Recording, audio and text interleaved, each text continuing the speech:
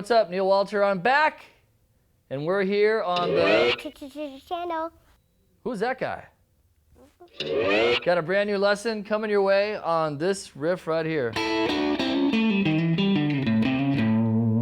you how to play that. But first off, if you're not watching this on guitartricks.com, you're missing a free lesson every week. So click the link below if you're on YouTube, the one that says /channel, and sign up for our newsletter. We'll give you 2 free lessons to your email box from me personally every week. On to our tip of the week. It's on string noise. So let's say you're moving around on the guitar and you've got this going on. Now you can never get rid of it, but you can help bring it down a little bit. My first tip is when you're changing chords to raise your hands off the string and just touch them as lightly as possible as you move instead of adding pressure, because the more pressure you add, the more string noise you get. So that's one way of doing it. One tricky way, if you have hair, which I don't, is to rub your hands through your hair, pick up a little oil, natural oil from your hair, and that'll help lube the strings a little bit, which is another good trick. Also, when you're done playing your guitar, take a rag or a towel and wipe down your strings, and that'll help remove any extra finger gunk so you don't get any friction going on there.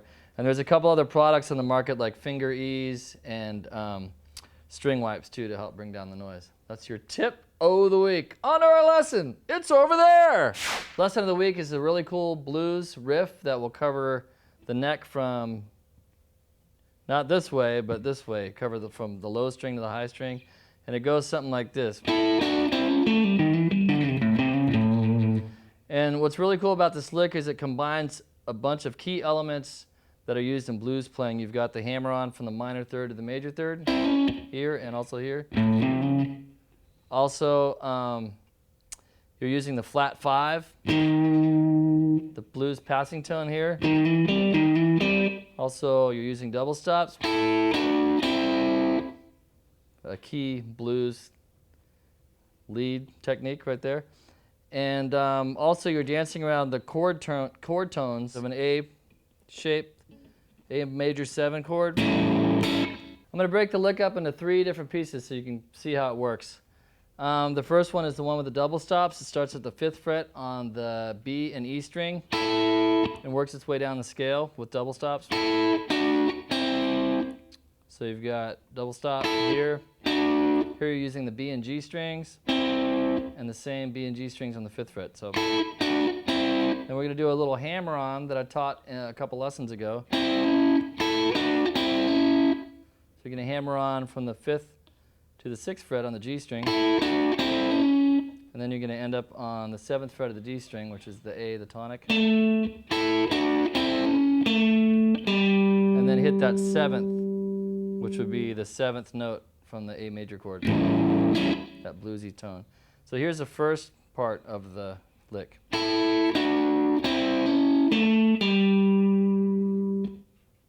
One more time slowly.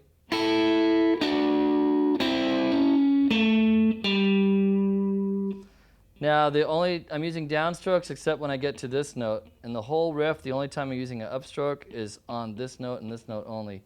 It's a G note on the 5th fret of the D string. So after that first part,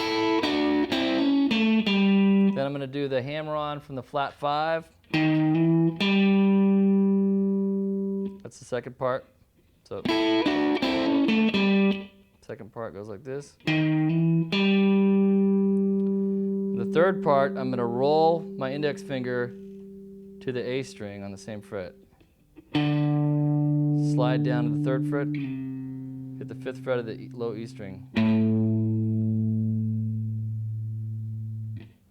That's the third part of the lick. And then the last part is to strike that note again and do a hammer-on to the major 3rd. So after we have the little flat 5 hammer-on, and then the roll, slide, and then we're going to kind of echo those few notes right there by doing a hammer-on. One more time slowly.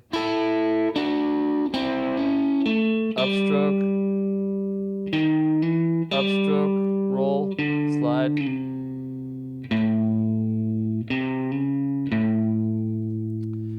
Now, that's the whole lick, and you can actually use it as a riff, as a main part of a song.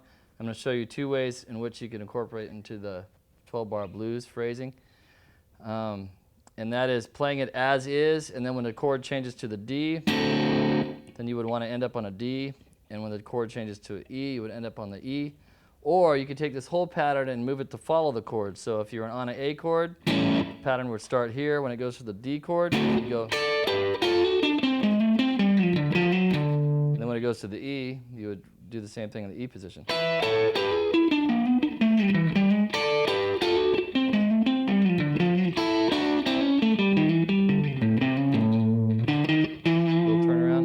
I'm going to do now is play the backing track and give you a real live example with some drums and bass with Todd, our backing track maestro, kicking off the track for us right here. Todd, take it away, Todd. Here's what it sounds like.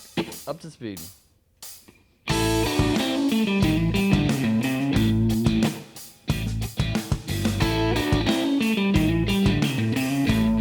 I'm going to move the pattern up to D.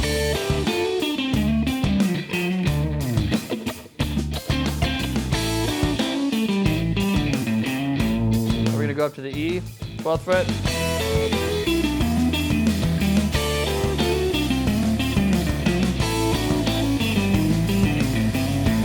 Now I'm going to do it without changing position.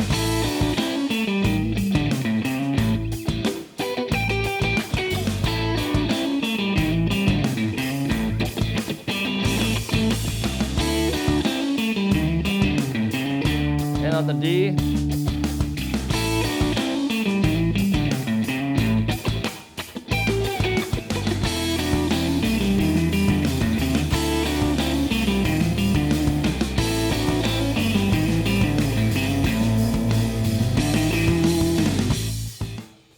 So there you can see how to use it 2 different ways. It's totally movable. It's really tasty. It's got all those great little accents and notes in there.